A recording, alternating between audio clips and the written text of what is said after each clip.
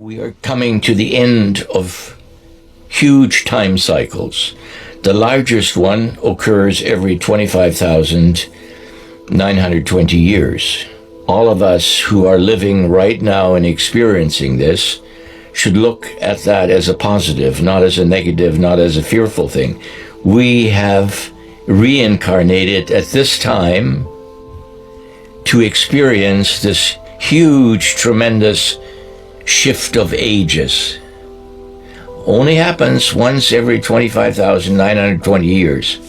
So we're leaving the age of Pisces and we're coming into the age of Aquarius. There are 1,000-year cycles, there are 500-year cycles, there are smaller cycles, all happening now at this time. So we are experiencing a very special occasion on this planet where we are making huge shifts. The 25,920 year cycle is the big one. It brings up all the pollution up to the surface and it forces you to look at it. Instead of viewing others as bad or wrong or evil, simply view them as limited. Their level of consciousness limits them to unpalatable behaviors, and they simply cannot do better considering their current level of understanding and awareness. They are not bad, they are simply limited. This small shift in perspective allows you greater peace, greater compassion, forgiveness, and grace. Remember, the higher you move in consciousness, the less fault you find in others. As you know it, when most people use the word birth, they spell it B-I-R-T-H.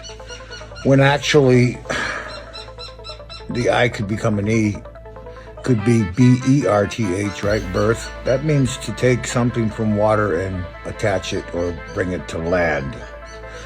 And so this spell, in the spelling of the word birth, it blinds the mind, because what happened to you during what we call quote-unquote birth was you came from water to land. You came from your mother's water sac and you came here to solid earth, solid land. You came out of the watery world of the womb and came in here to the world of earth and air and all that.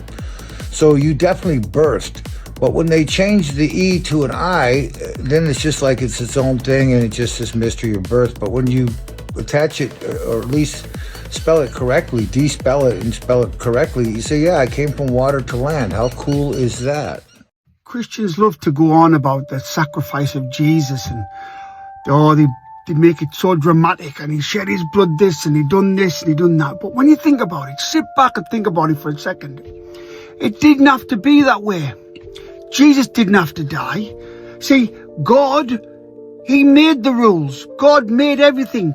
He could have just forgave us. He could have just said, look, I forgive you. But no, he made the rules. He said there had to be a sacrifice. So it's God's fault that Jesus died. Not my fault. Not anybody else's fault. Not your fault. It's God's fault. He could have just said, look, I forgive you. But no, he had to have Jesus die. And think about that for a second. Think about it.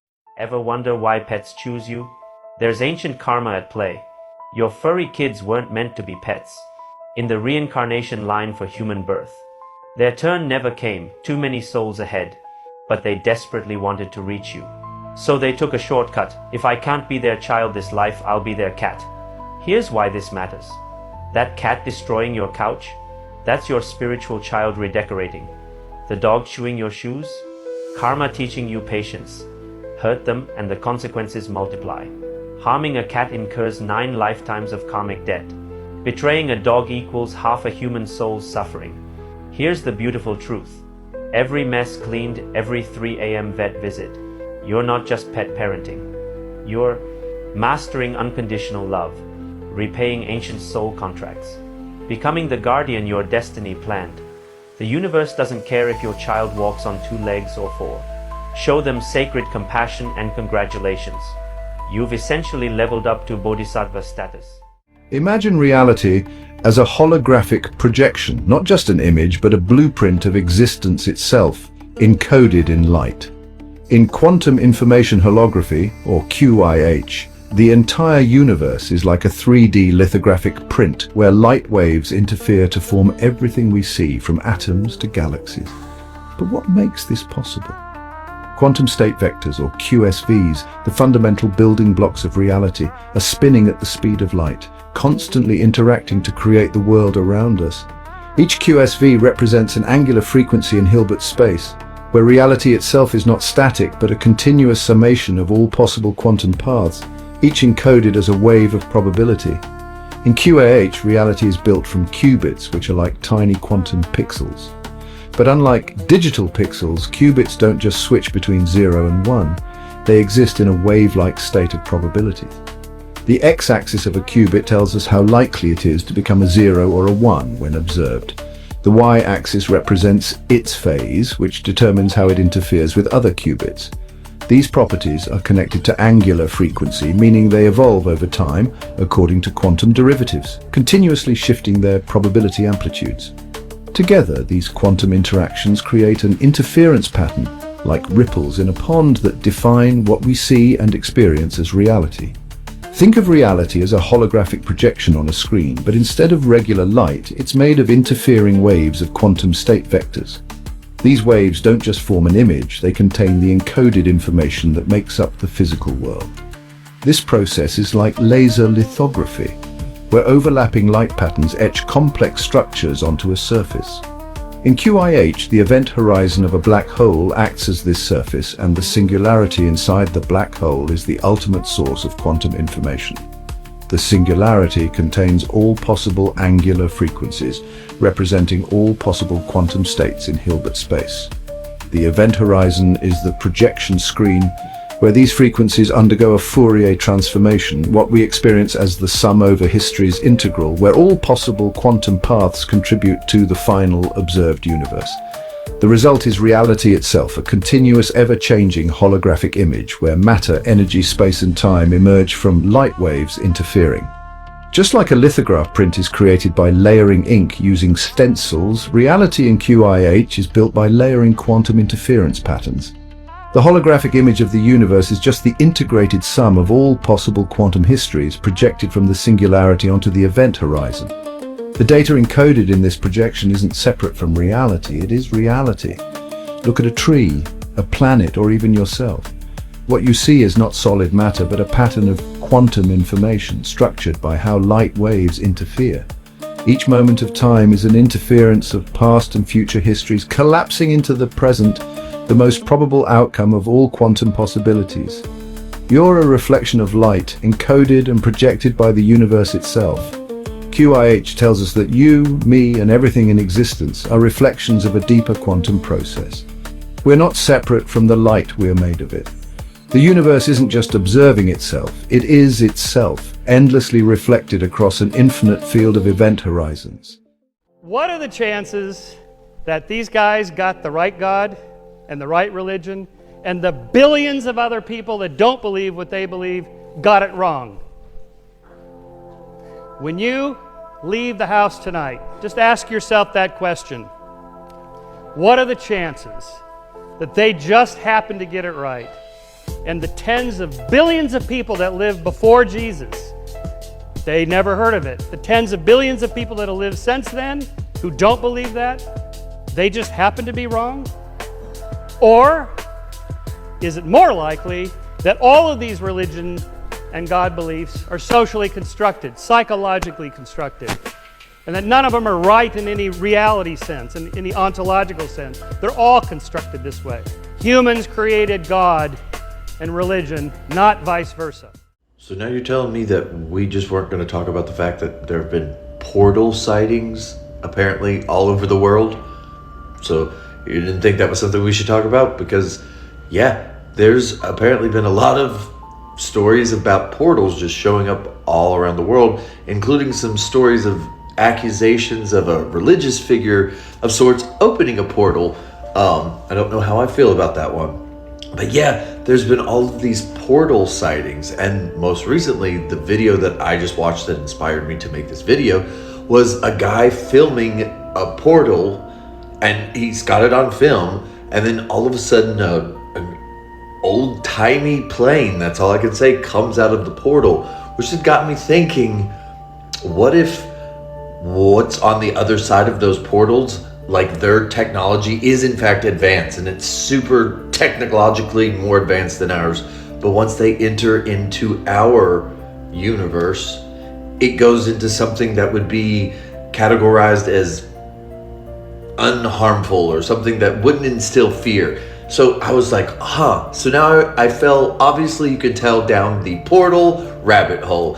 And yeah, have you fallen down the portal rabbit hole yet? Because now I want to talk about this because there's so much to talk about. So remember, conversation and entertainment purposes. But yeah, let me know. Let's have this conversation.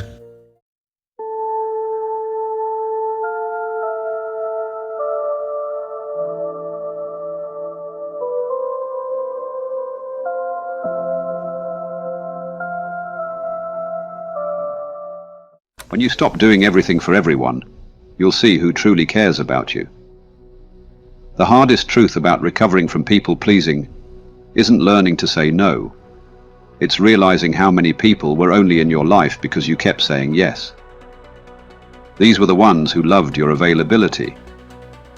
Your sacrifices were valued, but your boundaries were questioned. Your time and energy were taken for granted. Your feelings and opinions were dismissed. Notice how certain people label you selfish. For practicing the same self-care they freely give themselves. Watch how some relationships crumble the moment you stop being convenient. You may be losing the people who love your tendency to fold easily. But it's time to make room for those who love your ability to stand tall. Making the choice not to do something for others doesn't make you less lovable. It helps you to become more honest with yourself. The right people never require you to exhaust yourself to prove your worth. They value your presence, your wholeness, and that you remain true to yourself.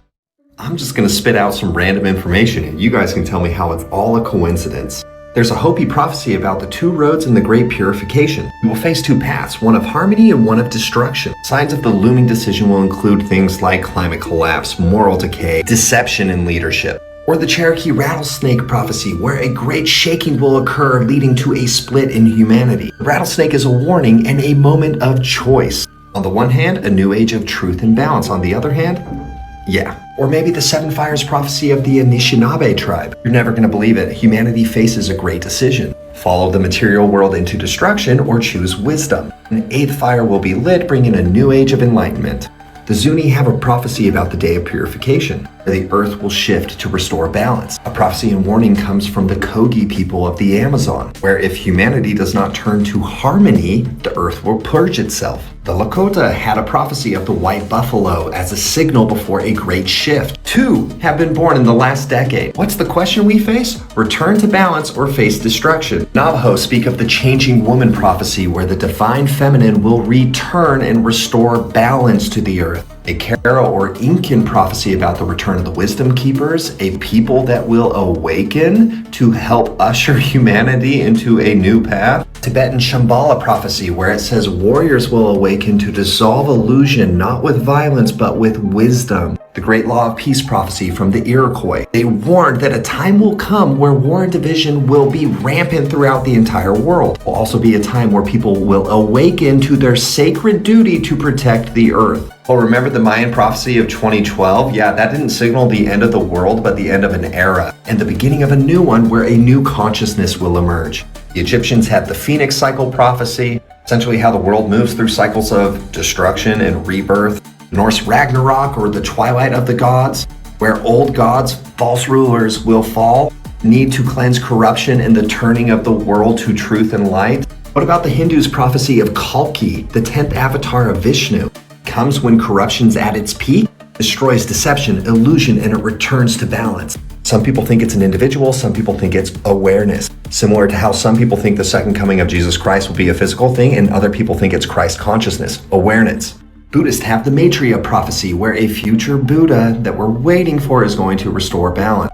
Again, is it a physical or consciousness? Going too long, but the Maori talk about the return of the light warrior. Mongolian and Siberian shamanic practices talk about the return of light beings. Don't even get me started on the insane amount of prophecies about the eagle and the condor. The eagle representing the masculine, the condor representing the feminine. The eagle dominates, but someday they come back and they birth something new. What is that new thing? Hope, I'm dealing fucking hope, man. Hope you gonna pay your goddamn rent. Hope your car work. Come on, man, ain't no but bullshit. No, I'm just saying. I think a lot of black people are being brainwashed. It ain't got nothing to do with them. Okay. And here, if you say I'd like to go to Paris this year, but I can't afford, you just told 75 trillion cells to see to you don't get to Paris. Huh? That's who you are. And when you find that out, when you find that out, when they told me I had the worst cancer you can find, I told my son, Doc, I said, don't show that to your mother, till after your sister get married. Then I gave it a report. How could they do this? I said, bitch, you better get out of here. You think I'm leaving this pussy here for your high school sweetheart? You out your mind. I ain't going nowhere. I know I'm not going nowhere. If you hope don't work. You never heard no rich, powerful motherfucker say hope. Hope I'll win the war, but a fool. The real folks know they're gonna win the war before they start, except they don't count in the universe. Universe. There's no such thing as hope.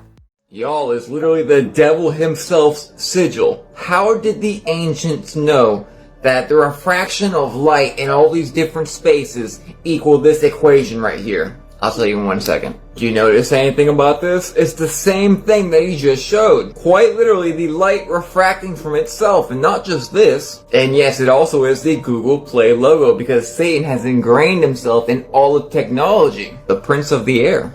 And I quite literally do mean Prince of the Air, but we'll come right back to this. When they set up 3 flashlights, a blue, a green, a red, in that situation, it comes up with the Play Store logo or the devil's sigil. You know, way back then they didn't have electricity or flashlights. See, when the fallen angels fell upon mankind, they gave them technology. And by this technology, they still run the world today, technologically wise. Quite literally infusing magic with technology to ruin all of our natural vibrations. Do you get why it's the Play Store logo? You know, recently we had 2 separate, looking like the devil's comments, meteors over Spain and natural disasters afterwards. The same color happened over Pakistan, so keep your eyes out for what happens in the future. Again, watch Pakistan. By the way, I believe the devil's comment is just the devil. So yeah, quite literally, nothing new under the sun. What was, will be again. You know what's one of the best things about self-actualization? Is when you fully come to the understanding that, wow, I'm fucking crazy. I'm fucking insane. But because of self-actualization, you realize I don't have to be attached to my insanity. It's just one of the many aspects of who I am as a person. Because that's the thing we were never taught in school, is we don't have to just be a certain person all the time. You can have multiple different aspects to you, but still be you. Think of it this way. Think of the mental disorder, multiple personality disorder, where one person has multiple personalities inside of them. It's like that, but it's not a disorder. You just have multiple different aspects and multiple different characters of yourself inside of you. And that's not a bad thing. Society teaches you that's a bad thing. You're a human being who's constantly growing, evolving, and learning. You're not supposed to be the same all the time. You're supposed to change into someone different. That doesn't mean you can't revisit some of the old people that you were. Especially if those old people that you weren't exactly toxic or anything. They were actually kind of entertaining. You can still be them. Just learn to switch back and forth between them. Also, in different situations, different aspects of you are required. You might be in a situation where you need to be a more calm, caring, gentle version of yourself. And that version of you has its own personality. It has its own aspects to it. There may be some situations where you need to be an insane, aggressive, crazy version of yourself. Because that specific personality or persona has the aspects and traits you need to protect or save a loved one at all costs by any means. There may be some situations where you need to become a super genius aspect of yourself. And that aspect of you, that personality has their own traits too. Like the regular you might be an extrovert, but the super genius you, they might instantly turn into an introvert. And they also turn off their emotions so that they can properly lock in and just be using full 100% logic on whatever it is they're doing. When you self-actualize and you come to the understanding you don't have to just be one thing. When you've come to terms with all the aspects of who you are as a person, now you're on the path to truly understanding what it means to truly be you. Because being you doesn't have to be one person. It doesn't have to be one personality. You can have an entire legion, an entire army of yous inside your head to use at your disposal. Videos or it didn't happen seems to be the #1 fear-based response when it comes to anything that has to do with extraterrestrials, interdimensional beings, motherships, spaceships in general. However, a lot of random and cool and bizarre things have been happening in our skies all over the world, and you can't deny that. But you asked for video proof, so I'm going to give you video proof. Buckle up, because everything you asked for, here you go. Holy shit. That just happened in California days ago. That also showed up in California days ago. I wonder what that is right there. That's pretty interesting. That was caught on live television in Oklahoma on their local news station. Clearly a weather balloon, right? Nothing out of the ordinary, just a helicopter chasing 2 orbs. Off the Florida Keys, looking like something out of a... That happened over the Gulf of Mexico just recently. We didn't forget about that over Miami, right? Oh, saw that one with my own 2 eyes in Las Vegas. And we can't forget that rocket ships these days just always explode. It's totally normal. Somewhere in South America.